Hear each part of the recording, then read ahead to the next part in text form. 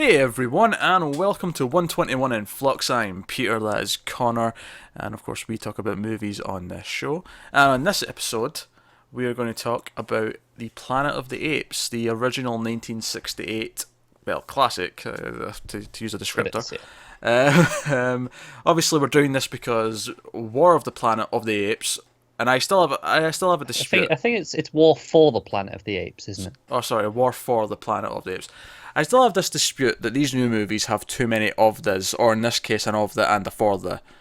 I really feel like the planet part could just be taken out. I feel like War for the, well, it'll be War of the Apes. Yeah, You know, Dawn of the Apes. That's all you need. This of the planet of in the middle is really clunky, and I feel like they're just doing it it because is.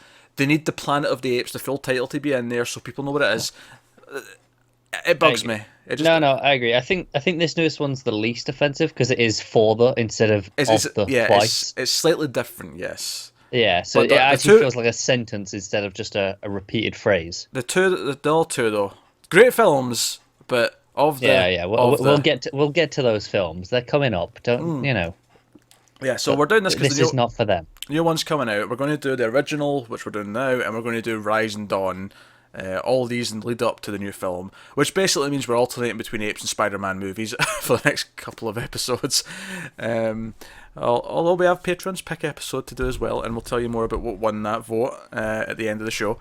But And to be fair, we may still have a couple of bonuses because of the 1999 countdown in the Martha's Facebook group. yes, and we also have to fit in another Godzilla movie soon because it has been a little while since we did King Kong versus Godzilla, and we could only do one episode a month in May because we had a really busy TV schedule. But June's opened up a little bit. You might see us pumping out a few extra Yeah. movies on Influx.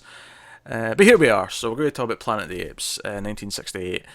Obviously, it's a science fiction film about a group of astronauts who have left Earth and they land in this seemingly distant planet. And I say that with a smirk in my face because I think honestly we'll just go full spoilers. I'll just give you the spoiler warning now. I don't feel like it's worth dancing around things, and I said that with a sort of smirk in my mouth because I think just about anyone in present day who watches Planet of the Apes knows what the twist ending is before they start. In fact, most DVD and Blu-ray covers spoil the ending of the movie because now it's the art they use. And to be fair, the original poster is terrible, and I get why they don't want to use that. Yeah. It is a shame though because it's one of those things where I watched it a few years ago, whatever. But it's just the case of you're gonna know this going in. Yeah, I saw it for the first time in high school, but obviously it was referenced in TV shows Yeah, before I'd seen yeah, it and stuff like that. I knew what the ending was, and if I recall correctly, like the DVD I watched on, the front cover had the ending moment on yeah. the It's on one the of the edge. most common covers, and if now when people think of a poster for this movie, They think of that. that's what they Yeah. think of. Yeah, It's a shame because it'd been nice to. Because I am firmly of the belief there's no such thing as a statute of limitations on spoilers for movies, right? And I'm not saying you can't talk about movies. I'm saying there's no reason, even for a movie that's 50, 60, 70 years old, there's no reason why you have to open with the spoiler. You can say, as long as you say, I'm going to talk about this movie, right? Start with that, and anyone who's not seen it who wants to avoid spoilers has the option of opting out at that point. I agree. But the sad fact there are certain movies where that just isn't even worth anymore. Like Yeah, this is yeah. one of them where it's not even worth giving that warning almost because what's the point? Everyone knows. Look, I'm your father, of course, is another big It one. is. It is. There's just it's like okay, yes. There's no point in having a spoiler warning for that now. Yeah, there's truth to that. I mean, there's certain things I'll still stick up for. I'll still try and avoid spoiling the end of The Sixth Sense, for example, unless Yeah. if I know that someone's not seen it, I'll make a point of dancing around it because enough time's passed that it might be possible now to go through your life not not hearing it. Yeah. There was a time a few years after it came out where everyone was referencing it, but if you're like in your teens now, you might not have encountered it. So, but here we are, Planet of the Apes. Group of astronauts. Obviously, Charlton Heston plays Taylor, who's the lead character, the protagonist.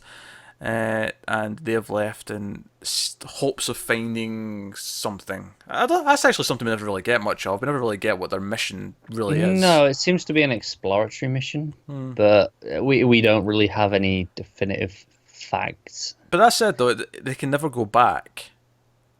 Or Nah, at least I mean, not to the Earth they left, because they established this thing at the start of the movie where, theory of time, because we're moving at near light speed, time's moving differently for us, and they're like, oh yeah, we've only been gone like X number of months, but it's already been 700 years on Earth. Like they've got nothing to go back to. If they go back with their findings and technology on Earth's already. yeah, it's more like, you know, the mission to the moon, just because we can. We'll send someone off because we can. It's less of we want to do research, just a proof that they can do it, almost. Yeah, which is interesting, because, I mean, they do mention it was kind of volunteer. Like, presumably they still had to pass tests and stuff, but it was volunteer because essentially it's a one-way trip, and arguably a suicide mission. I mean, I do think the plan was to come back, though, because obviously that's the whole thing. When the ship does sink, they do like, right, that's it, we're here, we're stuck here now. Whereas otherwise, it seems like they could have taken off again. Yeah, but would the plan have been to go to Earth? Would it have been to? Yeah, that's a different question. To be fair, go traipsing in more planets and whatnot. That's possible. I also wonder, was there a destination, or was it just a case of we're going to sleep in cryo sleep until scans pick up something and wake us up? I'm not sure. I feel like there must have been a destination. Yeah, because this wasn't a destination, because they just kind of crash land, and that's what wakes them up. Yeah. I don't know. It's very vague on this part, actually. Yeah, now that you mention it. Yeah, but that's the setup. So they're here on the planet, and one of the things that was really striking me about this early stuff, which I think is beautiful, by the way, I think the movie's typically quite good looking, but the opening sort of 30 minutes with all the cliffs and them traipsing around. It's the ship in the water stands out for me. Yeah, there's that great shot just after they've crashed into it, where the camera's sort of spinning outward from it and going far back, in sort of aerial shot, and that looked really cool. Yeah. So there's good direction in this, actually, which is maybe one of the things you don't necessarily remember. Like, you remember key plot points, you remember the moments that have been parodied to death. You know, it's a madhouse, it's a madhouse. Like, yeah, I feel like I don't often hear people talk about the direction in this movie. But it's pretty good. It is. I have to actually check the name of the director. Franklin J. Schaffner directed. I think that kind of says it all, doesn't it? That it's such this iconic movie, and you know all the iconic moments, but no one talks about the director ever. I'm just clicking on his name. I want to see what else he's done. Well, that's it, isn't it? The fact that you couldn't even tell who it was off the top of your head, whereas with most other movies of like this sort of time period that are these classics, you know. He's done some notable stuff though. He did Patton, Papillion. All right. Lionheart, is that the Van Damme movie? No, it's not. It's not. Oh, okay. Right, okay. That would have been strange. That would have been weird. No, it's not. Not that one. Not that one. It's fine. Yeah, he did a lot of TV before that, apparently, before this movie. But I mean, he did a very good job. Oh, he did. Yeah. And it's a shame he hasn't been remembered more, really. Yeah, all the stuff of them traipsing around the cliffs and stuff, I thought looked great. And do you know what I made me think of? Obviously, this was around the same time as the original Star Trek, which we've been doing week to week on Already Cancelled.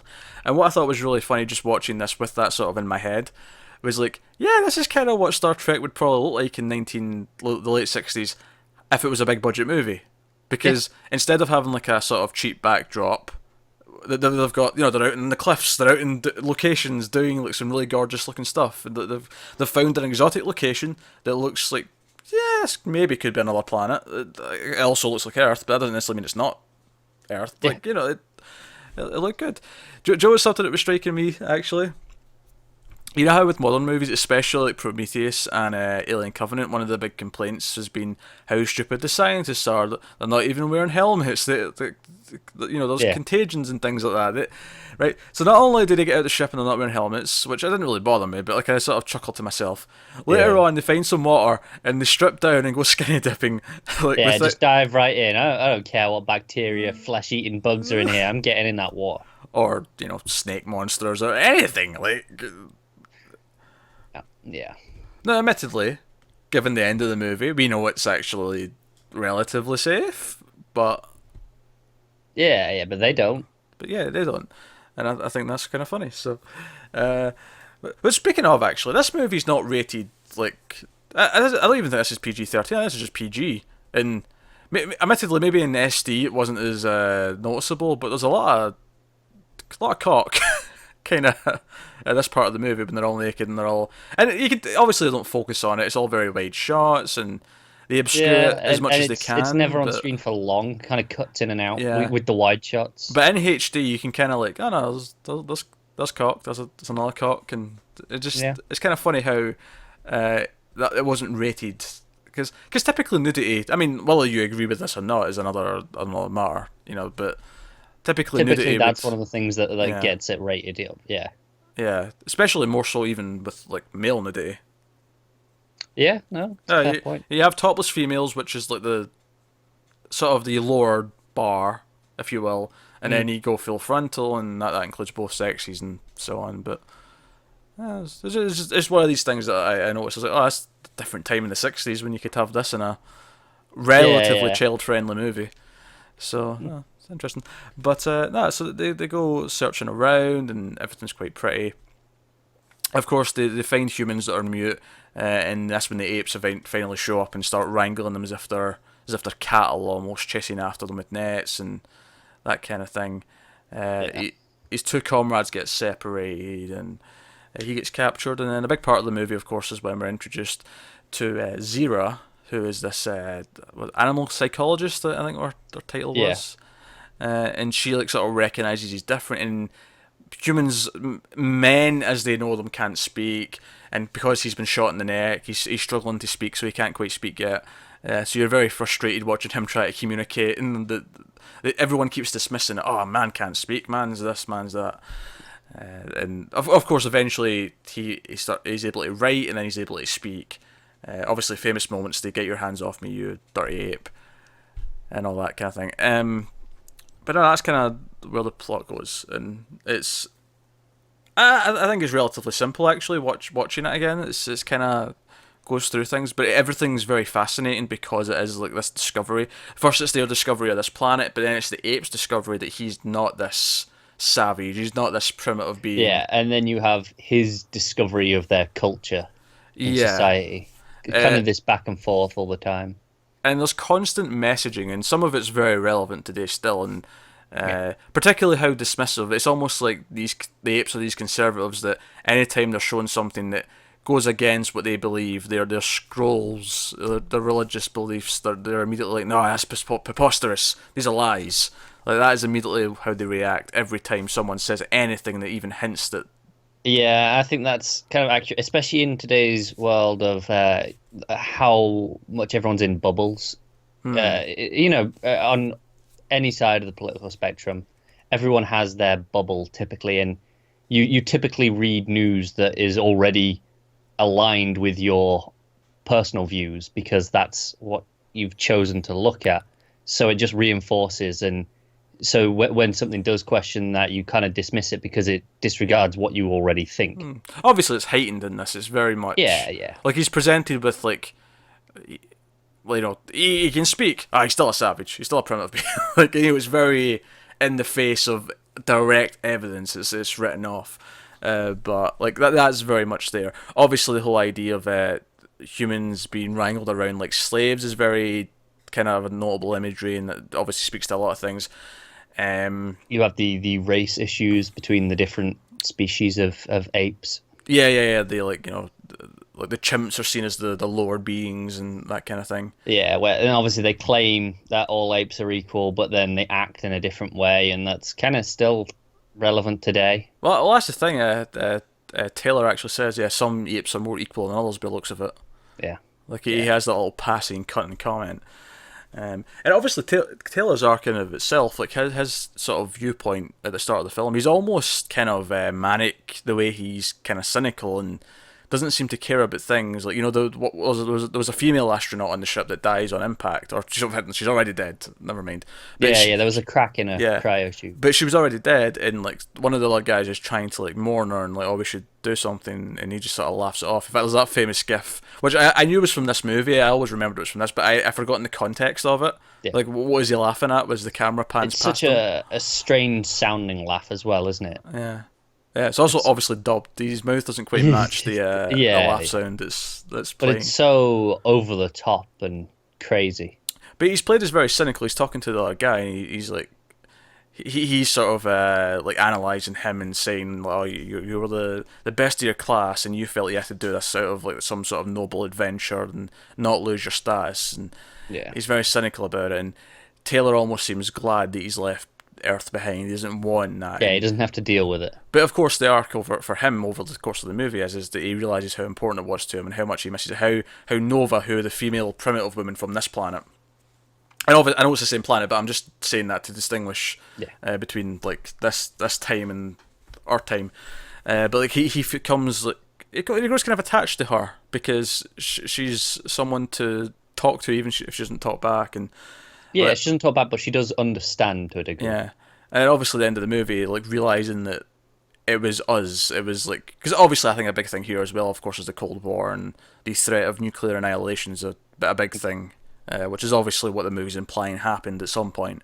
Yes, definitely. And like he realized, oh, you idiot, you blew it all to hell, and because he has that thing where he's talking to Dr. Zaius, who's like sort of the villain in the movie. He's the one that keeps shooting them down and trying to, and he even knows things. He's actively lying about things to keep his society the way it is. It's all about this dictatorial suppression of knowledge. Yeah, under the guise that everything's equal. yeah. It's essentially he controls the presses because he has these religious scrolls and it's like, no, this is it. He's also the head of science. No conflict of interest there. No, well, I mean that's what's interesting in this society. Science and religion are basically the same because their religious scrolls seem to be from like this, basically an explorer. Like this is kind of what it sounds like to me. Yeah, it's interesting. But obviously he that one of the scrolls talks about man and how like they would kill each other for their land and like all these various other things and just how like basically the worst of humanity. And he brings up, look, if you were better, then why don't you still exist? And Taylor's like, meteors or a plague or something. Like he never suggests that we did it to ourselves. He never considers that actually could have happened. Yeah, which is what he finds out. And I think that moment where he does find out is so great for me because obviously, like you said at the start, when that other woman dies, he just dismisses it. It's like, it's not important. But and he kind of feels that way about Earth in general. He's like, nah, everyone you do, they're all dust. Forget about them. Yeah. It'll be easier. But when he's actually faced with the reality of it, he realizes he does actually care. Well, I think it's over the course of the movie, like not having it and being in this society that treats him like this. It's like almost, I kind of miss what I had. I kind of miss the home that we. Yeah. And obviously, the movie is about a lot of things. It's about examining ourselves. It's about examining the way we are, the worst of what we are, and like maybe trying not to be that way. And I think it's a big thing. It's also maybe about just kind of looking at like how we treat others. Like obviously the way the apes treat us, it's kind of like flipping the scale a little bit and making it. And I think the idea that you have a white man being treated like this is more stark, especially for the time period as well. It's a bit more of an image where you go, oh, this is shocking, this is provocative, because the idea is, this could happen to me, because that's the audience that they were aiming for. And that's a big part of the movie. It's also obviously the stuff about like animal experimentation for even just for scientific gains. It kind of makes it seem like it's like morally wrong, in the sense that to these apes, these humans are just animals, they're nothing. But then Taylor comes along and it's like, oh, hang on, maybe we have to reconsider our position on this. And when I see a talking cow, I will reconsider my eating of my next cheeseburger. But until then, oh yeah, not saying you Yeah, should. I'm just saying that I'll just. the point is clearly they're saying is, hey, just be careful because obviously if this one's more intelligent, why not the others as well? Just they don't show it in that way. And obviously what we said about Nova, she does understand. They do communicate. There is intelligence of some degree. Yeah, yeah. Also, of course, it's just a case of not taking things for granted as well as a big part of it, especially with him. It's a big theme of the movie. It's like we have all this stuff, but how quickly can it go away? How quickly can it diminish? And all the rest of it. And part of the whole Dr. Zaius kind of thing is that he doesn't want ape society to develop because developing is what leads to its destruction almost. Yeah, yeah. If you keep it stagnant, it's safe almost. Yeah, if we never build any nuclear weapons, we can't accidentally or Yeah, or even intentionally nuke everyone out of existence. It's not possible. yeah, Yeah, but it is. It's very obviously like the best science fiction. It's got a lot of actual commentary on real life. Some of it very specific to the time. Obviously, the Cold War stuff. Some of it's kind of timeless and still relevant. yeah. I think it Unfortunately, is interesting how obviously we'll get this in the late movies, how the franchise adapts to the time. Because obviously here, like you say, it's nuclear annihilation because of all the Cold War. But then later on, we get into the viral epidemics and stuff. It's very much the fears of the time. yeah. I mean, obviously, there's some references like that sort of wink, wink, nudge, nudge to the first film in Rise, but clearly it doesn't feel like it's part of the same timeline or world. Not really. No. This feels like a movie that's very much on its own, and yeah, you've got all the sequels, and they're not necessarily terrible movies, but they definitely don't have the same weight to them as this one does. No, the rest of them are kind of B movies, which isn't necessarily bad. Some of them are fun, some of them are not great, admittedly, but they're not the same as this. Yeah, certainly this one works best to think of it as a standalone film that just functions on its own, has its own messaging, has its own stuff. And it's just this idea that, like, they're confronted with this new thing, and there's some who kind of accept it. Obviously, Zira is very, like, fascinated by this and wants to, and even Cornelius, as an archaeologist, wants to discover their past, and, but, maybe our life goes beyond the 1200 years that the scrolls claim have existed. Also, I really like their nephew, who's very, anti-establishment. Like that is the whole idea of fight the power, basically. Yeah, yeah, and I think one of the other things that I really like about the movie, just from an entertainment perspective, is that there is this gratification in, like, because Taylor can't talk, and then he finally gets to talk, and it's the shock in their faces. There's almost this F yeah moment of like, yes, suck it, we are better. Like, we are not primitive. We can be this. We are smart. Yeah. And you kind of feel like later on when he's in court and like Taylor's trying to talk, it is actually frustrating to you as a viewer because he's saying things that we know are correct and we know make sense, and they're just dismissing it. This is preposterous. And it's another case of, again, the government and the system using anything it can for its own way. Like the point where they say, he has no rights because he's not an ape. So under ape law, he has no rights. But then they're like, yeah, but you're calling him accused, so he's under ape law if you're going to do that. And they're like, yeah, whatever. It doesn't matter. They just brush it off and do what they want. Yeah, they keep shrugging it off. That's kind of how they function. And the funny thing is Dr. Zaius basically kind of admits, he plays his hand almost with Taylor, because he eventually brings Taylor to his own office, his own chamber, and basically says, you tell me about the other life on this planet and we'll talk. And Taylor kind of figures out he already knew.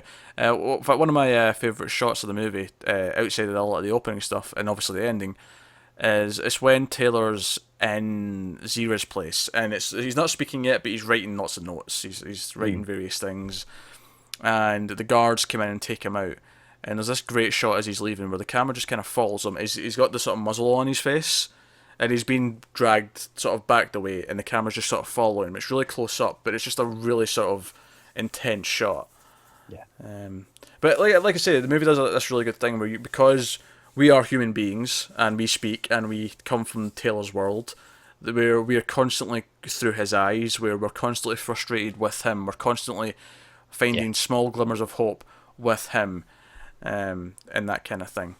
And it plays really well for just the entertainment sake of the movie, where even if you're like knowing all the messaging, you're knowing the analysis, just on a pure entertainment level, that's what makes it work really well. Yeah, because you naturally connect to this other man over these apes, and you naturally connect to his fight and struggle to, just to get free, basically.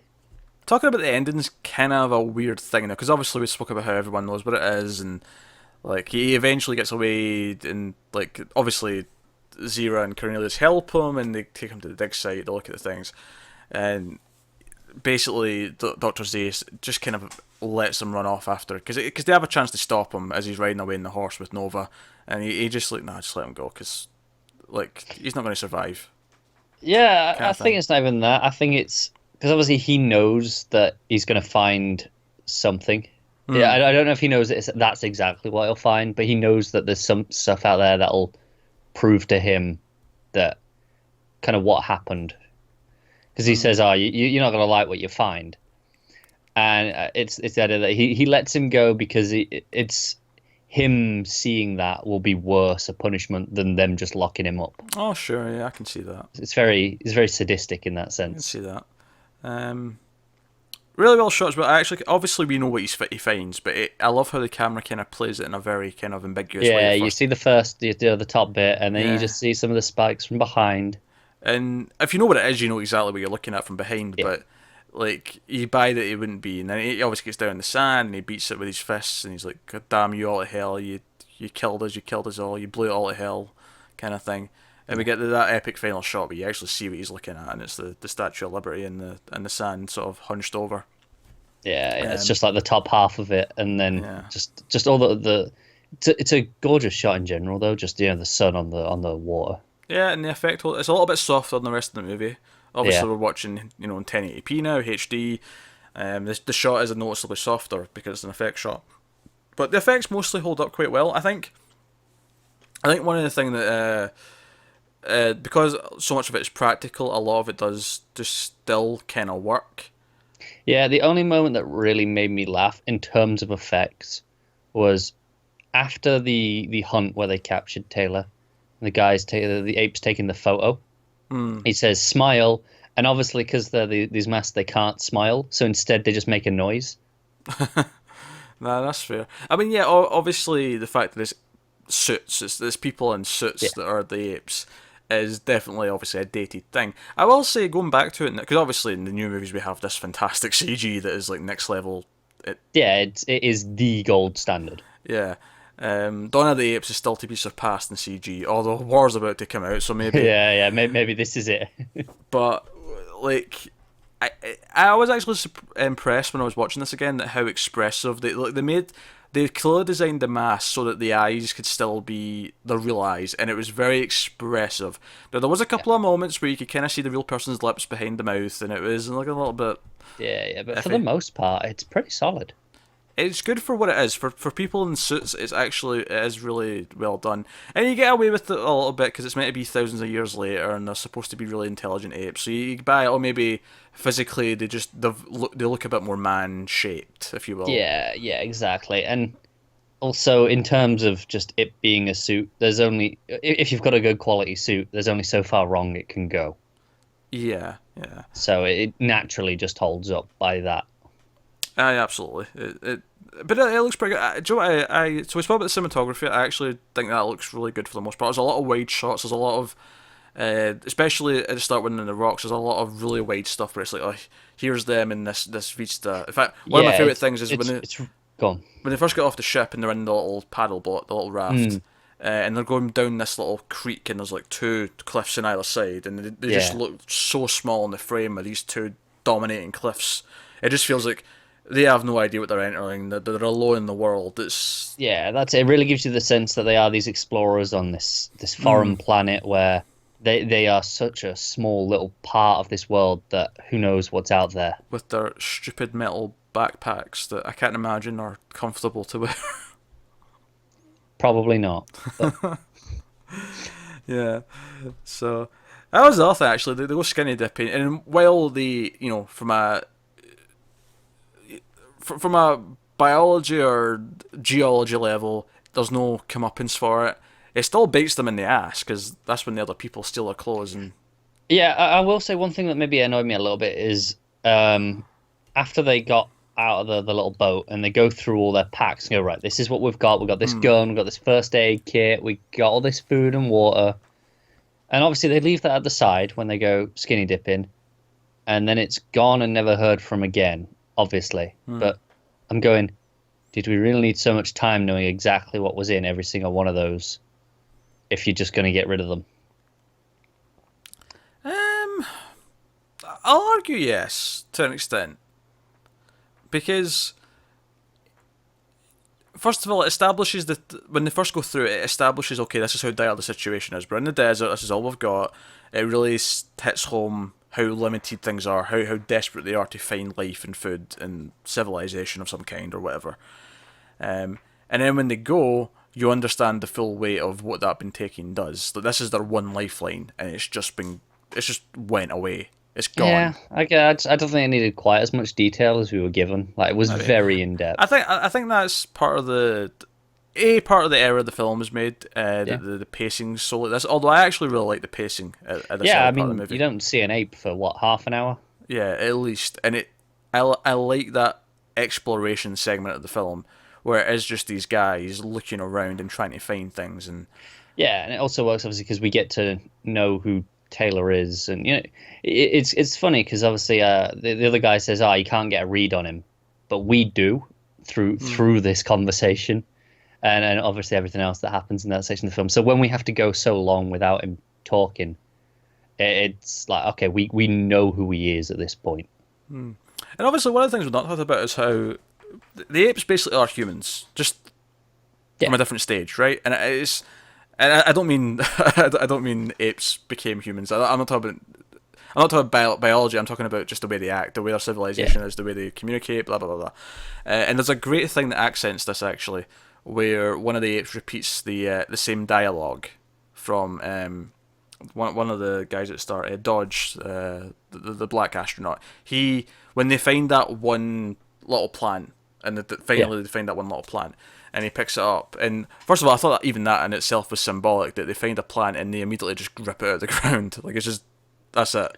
Yeah. Talk about symbolism. It's just, this is what man does. They just take life for themselves and discard it. It's like, it's done. It's used. Yeah, there was no benefit to what they did there.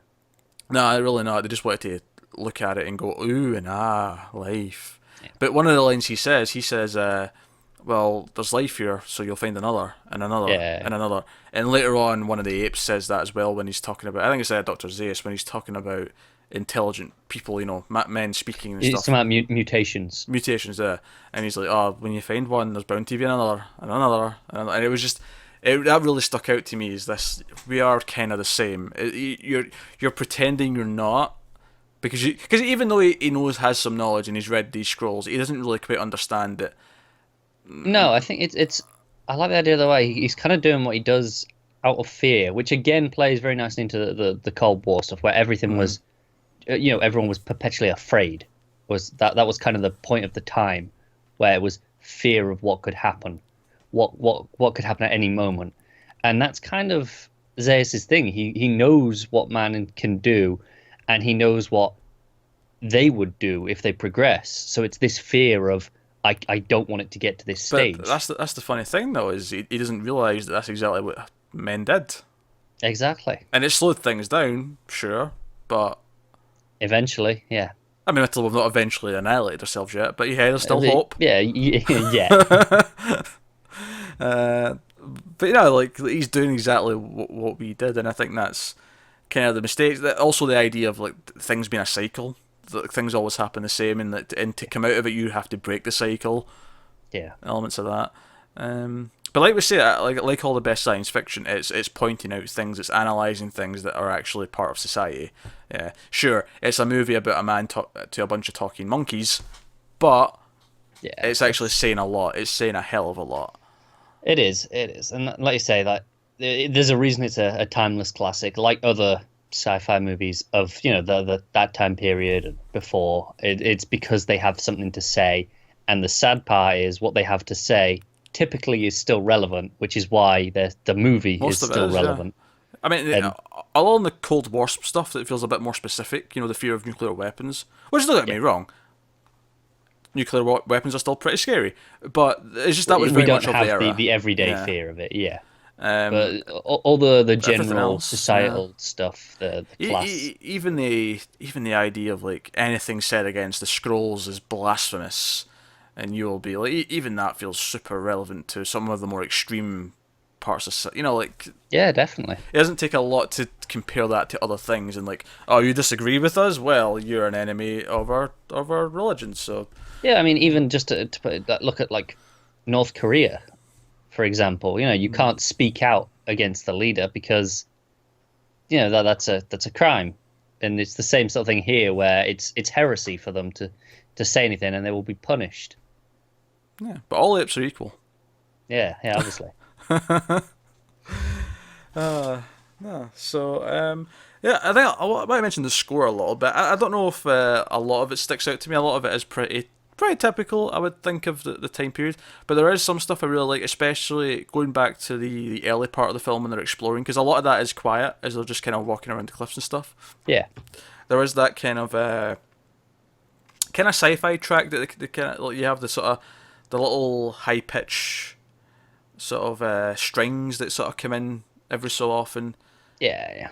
It's Jerry Goldsmith doing what Jerry Goldsmith does, isn't it? It is, yeah. And in that sense, you get what you expect, but that's typically a good thing from my perspective. I think what I'm trying to say is that that opening stuff especially has the mystery, but it has the dangerous sense to it. Like, yeah, it's I know funny what you because mean. we recently did Texas Chainsaw Massacre on Screams, me and Tim. And honestly, there was a little bit of the music that was reminding me of some of the little bits in that. Now, admittedly, Texas Chainsaw came later, so it's entirely possible that... Yeah, that was aping on this.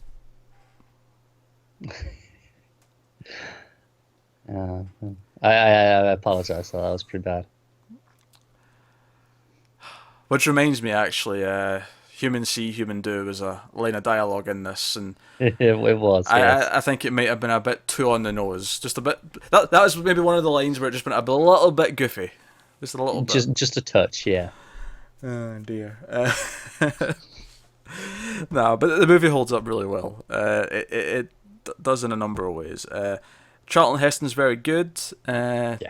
Obviously, we did a movie with him recently. We did Touch of Evil, where he was playing a Mexican of all things. Yeah, that was strange. That was strange, but he is good. Obviously, in real life, he has a couple of detracting qualities, but as an actor, he does command the screen. He does take control of.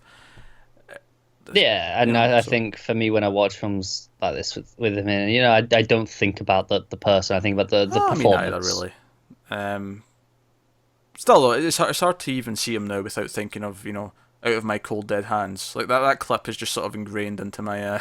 Yeah, no, I can't really argue with that. But, no. But he's very good.